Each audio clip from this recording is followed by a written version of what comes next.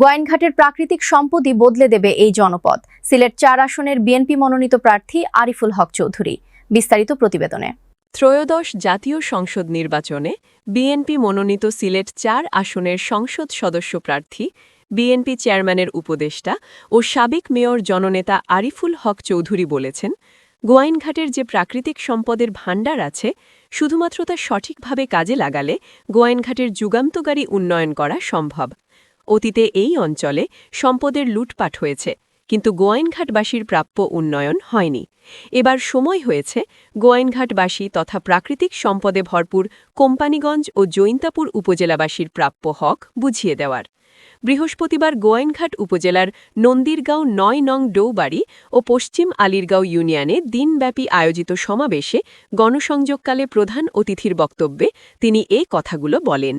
আরিফুল হক চৌধুরী বলেন, শ্রমিকদের মজুরি বৃদ্ধি করতে হবে, ব্যবসায়ীদের কলেজ, হাসপাতাল, মেডিকেল, ক্লিনিক তৈরি করতে হবে, বিশেষ করে নার্সিং কলেজ করতে হবে। আমাদের মেয়েরা লেখাপড়া করে সেবায় নিয়োজিত হবে।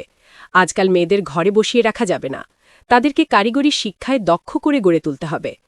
নেতাকর্মীদের উদ্দেশ্যে আরিফুল হক চৌধুরী বলেন, দেশনায়ক তারেক রহমান মানুষের প্রত্যাশার শান্তির নিরাপদ নতুন বাংলাদেশ গড়তে চান, কিন্তু একটি পক্ষ হিংসা বিদ্বেষ ছড়িয়ে দিয়ে তাবেদারি রাষ্ট্র বানাতে চায়। এই লক্ষ্যে দেশে অদৃশ্য চক্রান্তের ডালপালা মেলতে শুরু করছে। নির্বাচনের পরিবেশ ঘোলাটে করতে কয়েকটি রাজনৈতিক দল মরিয়া, তাদেরকে এই সুযোগ দেয়া যাবে না।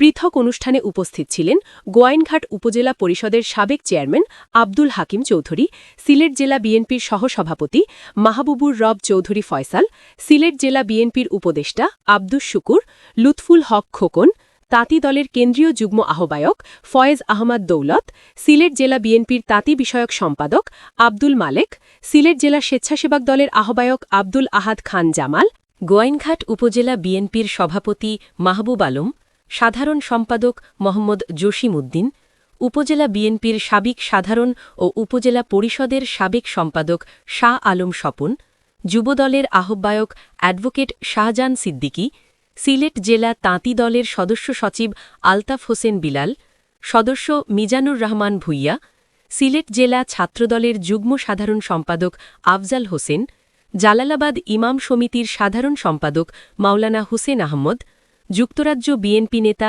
শেখ মোহাম্মদ দিলওয়ার হোসেন, গোয়াইনঘাট উপজেলা মুক্তিযোদ্ধা দলের সাধারণ সম্পাদক মদরিস আলী, উপজেলা শ্রমিক দলের সাধারণ সম্পাদক আব্দুস সালাম, নন্দীরগাঁও ইউনিয়ন বিএনপির সভাপতি এম এ মতিন, ডৌবাড়ি ইউনিয়নের সাবেক চেয়ারম্যান আরিফ ইকবাল নেহাল, তুয়াকুল ইউনিয়নের সাবেক চেয়ারম্যান খালেদ আহমদ, গোয়াইনঘাট উপজেলা স্বেচ্ছাসেবক দলের আহ্বায়ক আহমদ হোসেন জামাল, যুগ্ম আহ্বায়ক হাবিব আহমদ, শ্রমিক দলের সভাপতি আমির উদ্দিন, উপজেলা ছাত্রদলের আহ্বায়ক শাহেদ আহমদ।